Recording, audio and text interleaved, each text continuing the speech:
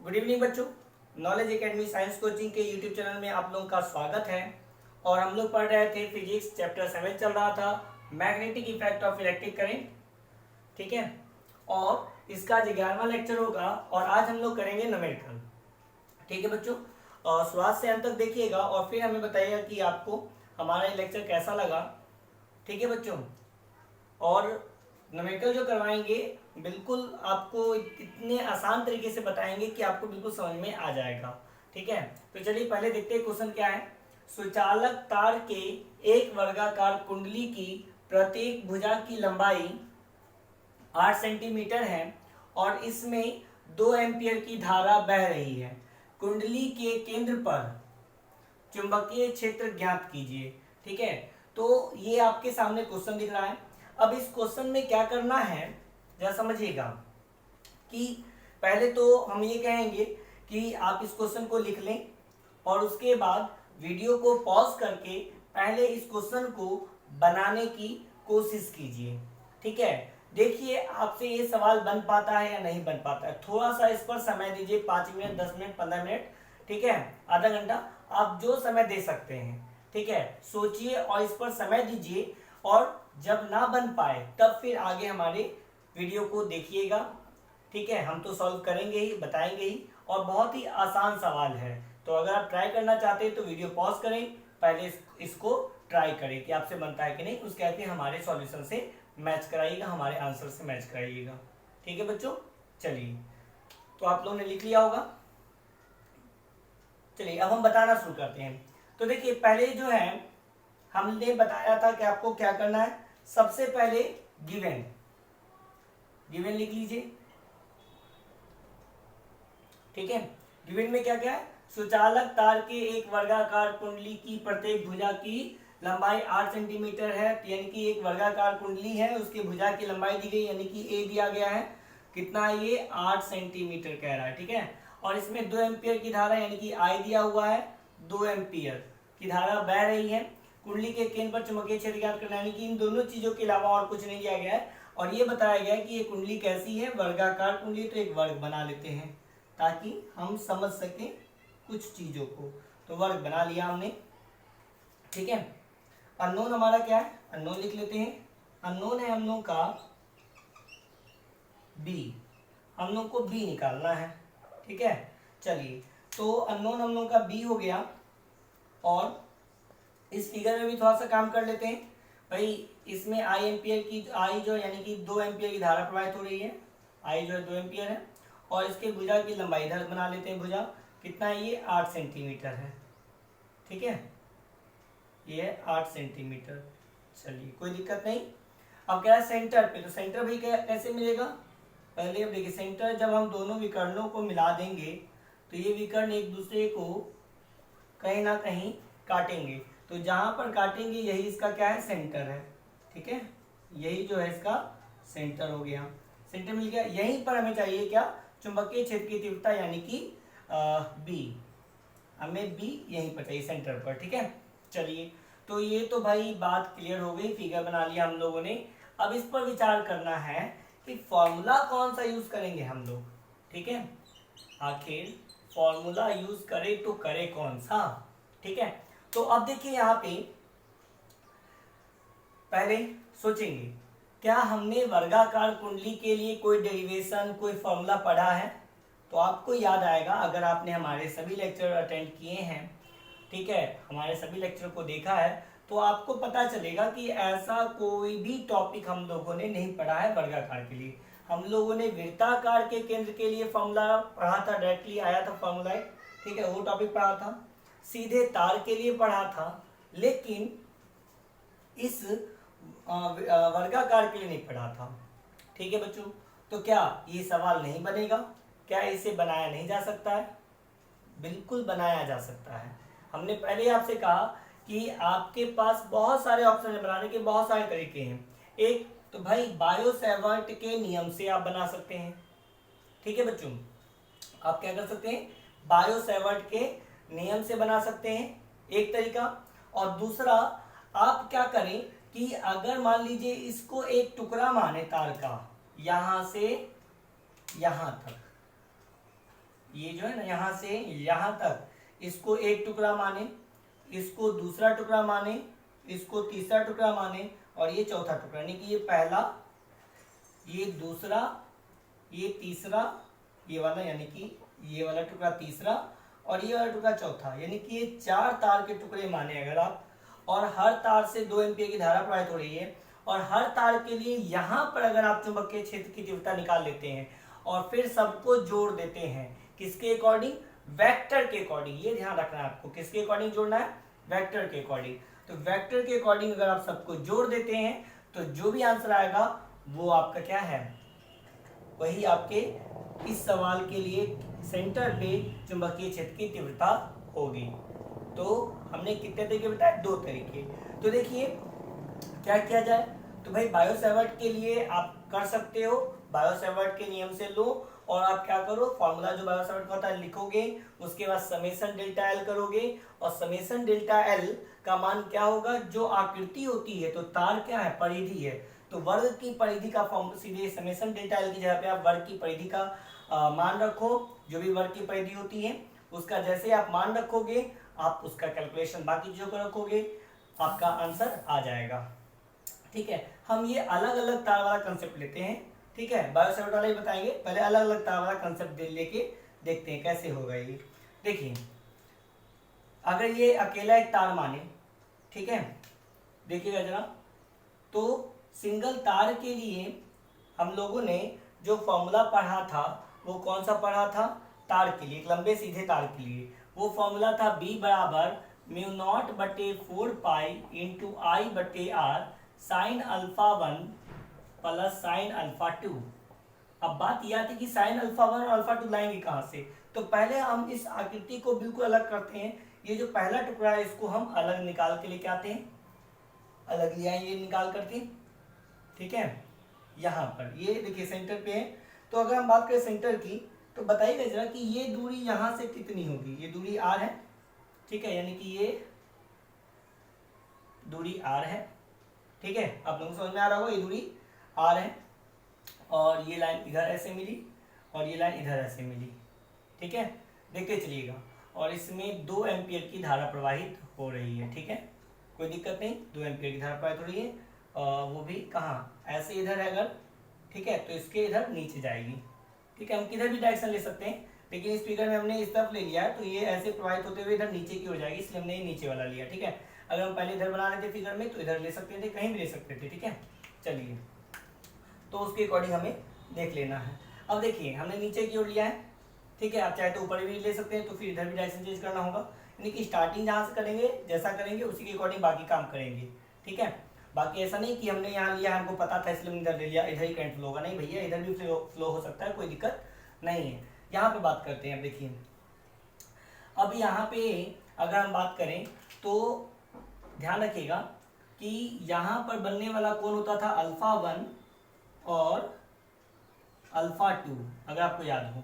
तो देखिए यहाँ पर कोण बनेगा कितना, अब ये बात ये आ रही है, तो आप बता सकते हैं कि यहाँ ये जो आकृति जो बनी ये एक वर्ग थी, और वर्ग पर जब ये कटा तो यहाँ पर जो कोण बना होगा वो कितना कोण होगा टोटल? अगर आप बता सकते हैं तो बताइए।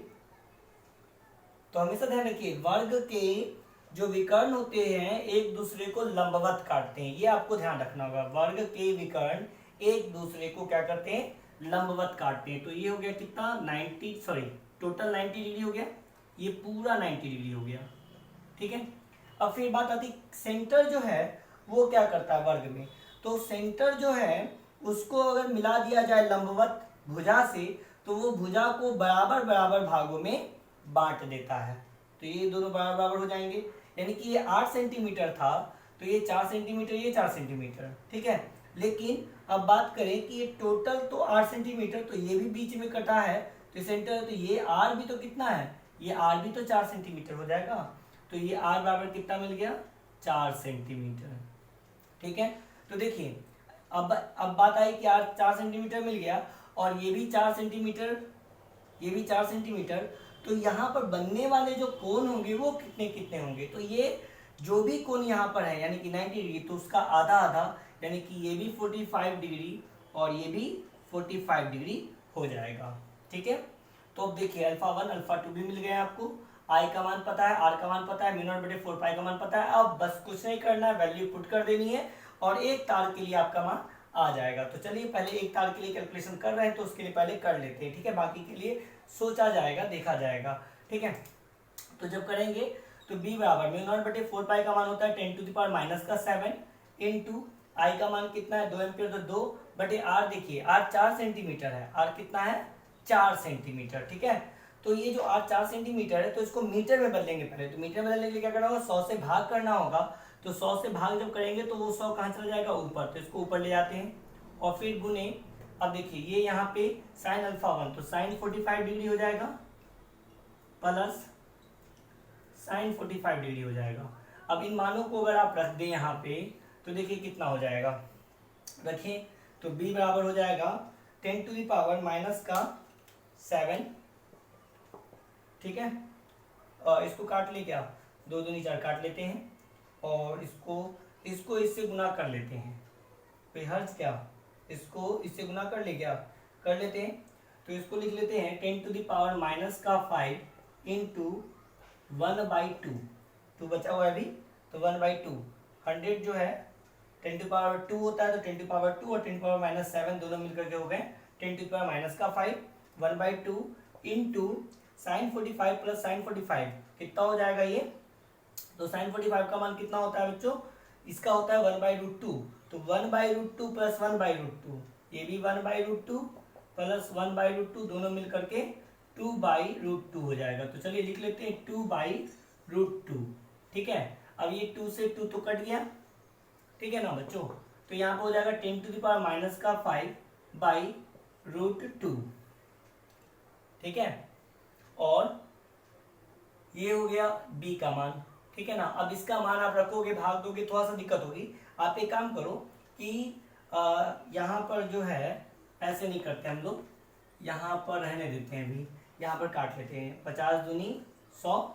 ठीक है, तो ये हो जाएगा 10 टू द पावर माइनस का 7 इंटू 50 और इंटू ये जो 2√2 आया था तो 2/√2 रख देते हैं। अब इससे काटने में आसानी होगी, आप क्या करो कि √2 को √2 से ऊपर नीचे गुना कर लो। ठीक है, तो ये हो जाएगा आपका कितना, ये हो जाएगा 10 टू द पावर माइनस का 7 इंटू 50 इंटू 2 इंटू √2 और बटे में 2 से 2 कट गया, तो ये हो जाएगा 50√2 into 10 to the power minus का 7।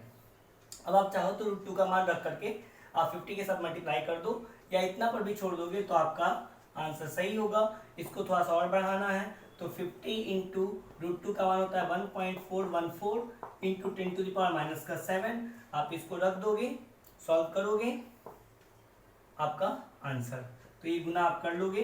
ठीक है, और यूनिट कितना हो जाएगा, टेस्ला। ठीक है बच्चों, तो चलिए तो गुना भी कर ही दे क्या, तो 7 दूनी 14, 7 पॉइंट क्या आ जाएगा, आ जाएगा कितना, 2 से गुना कर दें, अगर 2 से इसमें गुना कर दें, 2 से भाग दे दें, तो ये जाएगा 2 सत्ते 14, फिर 2 0, फिर 2 सत्ते 14, तो 7.70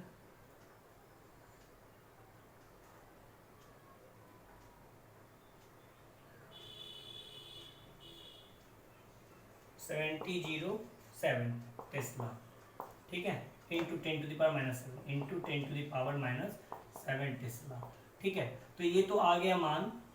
चलिए पहले देखिएगा जरा कि ये मान तो आ गया किसका, इस एक तार के लिए। भी देखिएगा कभी कभी लोग यहाँ पे गड़बड़ कर देते हैं, ये तो एक तार के लिए आ गया। अभी ध्यान दीजिएगा, अभी बचा क्या है, बचा है कि ऐसे 4 तार है ना, 1 2 3 4, इस सब के लिए चाहिए। ठीक है, अब देखिए इस सब के लिए चाहिए, अलग अलग जब चाहिए तो भाई जितना ये तार है उतना ही ये तार है, तो इसके लिए भी मान उतना ही आएगा, तीसरे वाले के लिए मान उतना ही आएगा, चौथे वाले के लिए मान उतना ही आएगा। लेकिन अब हमें क्या करना है, क्योंकि चुंबकीय क्षेत्र की तीव्रता एक सदिश राशि है, तो इसका एडिशन करने के लिए हमें सबका डायरेक्शन देखना होगा। तो इसकी डायरेक्शन अगर हम देखें तो देखिए हमने बताया था आपको, क्या आपको जब भी डायरेक्शन देखना हो तो थंब रूल लगाएं। तो कैसे थंब रूल लगाएंगे, तो ध्यान दीजिएगा, ये करंट किधर फ्लो हो रहा है, नीचे की ओर फ्लो हो रहा है। ठीक है, यहाँ पे इसमें नीचे की ओर फ्लो हो रहा है, तो पहले देखिए सेंटर पे, यानी कि सेंटर पे हमें देखना है डायरेक्शन क्या होगी चुंबकीय क्षेत्र की तीव्रता की। तो हमने अंगूठा ऐसे रखा नीचे की डायरेक्शन में, और हमारी उंगली किधर ट्विस्ट कर रही है, किधर मुड़ रही है, अंदर की ओर, यानी कि इस बोर्ड के पीछे की ओर। ठीक है, तो ये पीछे जा रहा है ना, बोर्ड के पीछे, समझिएगा जरा बात को।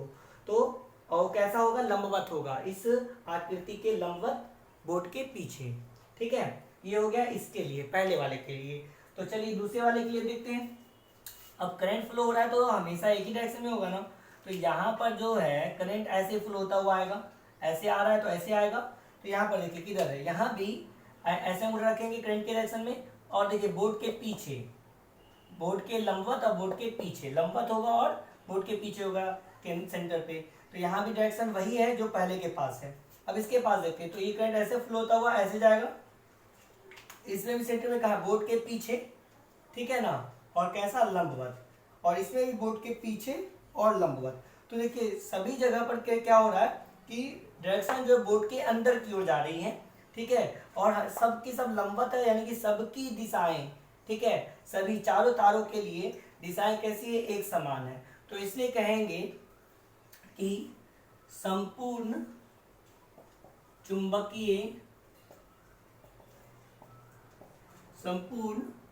चुंबकीय क्षेत्र की तीव्रता बराबर क्या हो जाएगा, आप समझ ही गए होंगे, बी बराबर टोटल बी टोटल यहाँ पर लिख लेते हैं, बी टोटल कितना हो जाएगा, 4 इंटू 70.7 इंटू 10⁻⁻7 टेस्ला। और अब इसको गुना कर लीजिए, भाई इतना तो कर ही सकते हो, गुना कर लो, आपका आंसर आ गया। और अब इसकी दिशा ही बता सकते हो कहाँ, तो भाई अगर बोर्ड के अकॉर्डिंग देख रहे हैं तो हम क्या कहेंगे कि बोर्ड के लंबवत, बोर्ड के पीछे की ओर। अगर आप कागज पे लिख रहे हो, कागज पे बना रहे हो, तो आप क्या कह सकते हो कि कागज के लंबवत नीचे की ओर, क्योंकि जब आप ऐसे रखते हो तो ये हो गया नीचे, तो यहाँ पर नीचे, तो आप कह सकते हो नीचे की ओर। ठीक है, क्योंकि ऐसे आप जब देखोगे डायरेक्शन कॉपी बना के तो वो, ठीक है। तो जहां पर आपका डायरेक्शन होगा, अगर आप यही आकृति क्या करोगे, इसी की डायरेक्शन अपोजिट कर दोगे, ठीक है, आप जब बनाओगे तो इसकी डायरेक्शन जब अपोजिट कर दोगे तो आप क्या लिखोगे, यही लंबवत, कहाँ, ऊपर की ओर। अगर कॉपी पर डायरेक्शन आप, तो आपको अपने कॉपी पर जब भी आकृति बनाना है तो आपको अपने अकॉर्डिंग चेक कर लेना है कि कहाँ पे नीचे की ओर लंबवत है कि ऊपर की ओर लंबवत है, तो थंब रूल लगाइए और अपना आंसर दीजिए। ऐसा नहीं कि जैसा हमने बताया वैसा ही हमेशा होगा भाई, क्योंकि हमने बोर्ड पे बताया है, आप कॉपी पे बनाओगे, हमने इधर डायरेक्शन दी है, हो सकता है आप इधर डायरेक्शन दे लो, तो कोई फर्क नहीं पड़ता, आपको डायरेक्शन पर ध्यान देना है, आपको थंब रूल लगाना है, आपको कंसेप्ट पर ध्यान देना है, आपको सेम टू सेम हम जो बता रहे हो वो रट्टा नहीं मारना है। ठीक है, मान लो कि फिगर आपने रट्टा मारा, आप वहां पे उल्टा पुल्टा फिगर बना दिए, तो क्या करोगे, अब भाई आप रट्टा मार के गए, मामला बिगड़ गया। तो इसलिए सीखिए, कंसेप्ट को समझिए, ठीक है, वो आपको क्या है, एक कंसेप्ट 1000 क्वेश्चन को बना सकता है, ठीक है। लेकिन अगर आप रट्टा मारेंगे तो जितनी चीजें, अगर एक चीज रटते हैं तो आप एक ही चीज सीखते हैं, दो चीज रटते हैं तो दो ही चीज सीखते हैं, लेकिन आप समझ जाते हैं तो एक चीज समझते हैं तो आप उसके जैसे 100 चीजों को सॉल्व कर सकते हैं। तो इसीलिए ये, चलिए इसको आप जो है पहले उतार लीजिए, ठीक है, अगर आपने बनाया है तो मिला लीजिए कि आपने जो बनाया वो सही था या नहीं था। ठीक है, तो एक काम करते हैं, बायो-सैवर्ट के नियम से भी बना के देखते हैं हम लोग, ताकि आपको ये नहीं लगे कि सर को पता था इसलिए इन्होंने ऐसा बनाया। आपके माइंड में जो कंसेप्ट चल जाए, जिस कंसेप्ट से आपको लगे सॉल्व हो सकता है, उस कंसेप्ट को आगे देखना है। हमें नहीं पता कि सॉल्व होगा कि नहीं होगा उस कंसेप्ट से, लेकिन सॉल्व करके देखते हैं। हाँ, कैलकुलेशन में देखिएगा जरा, अगर कहीं पर कोई बाय मिस्टेक गलती हो जाए तो उसको उतना मत वो केयर कीजिएगा, हो सकता है जल्दबाजी में होता है। देखिए एक तो बहुत गर्मी है, बहुत परेशानी भी हो रही है, ठीक है ना, लेकिन होता है कभी कभी जल्दबाजी में थोड़ा सा कैलकुलेशन में मिस्टेक हो जाती है, कभी कभी कुछ लिखना होता है, लिखा कुछ जाता है, अब बोलते कुछ है, लिखाता कुछ है, कैलकुलेशन करते हैं तो हो कुछ जाता है, तो उसके लिए परेशान नहीं होना, कंसेप्ट पर आपको ध्यान देना है। कंसेप्ट में अगर कोई गड़बड़ी हो तो आप हमें जरूर बताइए, ठीक है। चलिए बच्चों, इसको पहले लिख लीजिए।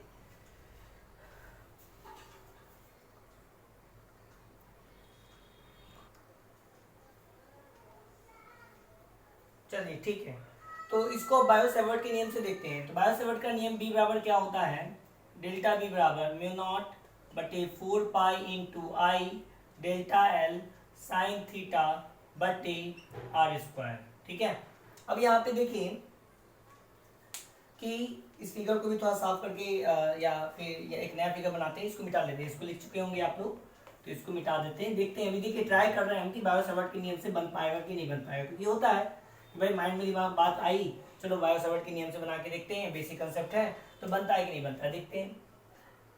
देखिए हमने ये आकृति बना ली, करंट इस डायरेक्शन में फ्लो हो रहा था, सेंटर पे निकालना था। सेंटर हमने ऐसे बना लिया, एक दूसरे को काट करके, ठीक है। यहाँ पे सेंटर बना लिया और इसकी दूरी हम लोगों ने आर ले ली, जो कि 4 सेंटीमीटर है। चलो कोई बात नहीं। तो देखिए अगर आर की बात की जाए तो आर तो हमें मिल गया, लेकिन ये आर कौन सा आर होता है? ये आर वो जो जिस चीज के लिए चुंबकीय क्षेत्र की तीव्रता निकाल रहे हैं उसकी दूरी होती है। तो यहाँ पर चुंबकीय क्षेत्र की तीव्रता जो है, हम इस तार के लिए अगर निकाल रहे हैं तो ये तार देखिए, इसकी आकृति थोड़ी इतनी बड़ी आकृति है तार की, वो डीएल के लिए होता था, छोटी सी आकृति के लिए। अब यहाँ के लिए तो ये दूरी बढ़ जाएगी, फिर यहाँ के लिए दूरी इतनी ज़्यादा है, ये दूरी यहाँ तक है। तो देखिए दूरी में वेरिएशन होता चला जा रहा है, यानी कि ये दूरी जो है समान रूप से नहीं है, ठीक है। तो एक तो समस्या यहाँ फंस गई कि दूरी समान रूप से नहीं है, ठीक है। ये कब हो जाता? अगर ये वृत्ताकार आकृति होती तब तो बात बन जाती, ठीक है, या समान दूरी होती सब जगह, ठीक है, तो वहां से ये बात बन जाती। लेकिन यहाँ पर ही बात क्या हो गया, बिगड़ गया, मामला बिगड़ गया। दूसरा मामला, डेल्टा एल को अगर हम समेसन डेल्टा एल लिखें तो हम इसको लिख सकते हैं 4a, ठीक है, और जो भी ए की लंबाई होगी वो तो आ जाएगा, ठीक है। परिधि क्योंकि लेनी है हमें तो परिधि ले लेंगे। लेकिन फिर थीटा की बात करें अगर, तो थीटा क्या दिखाता है भाई, तार का जो भी है हिस्सा वहां से जो कोण बनता है, यानी कि ये 90 डिग्री, तो ये 90 डिग्री हो जाएगा। तो इसका मान कितना, 1 हो जाएगा।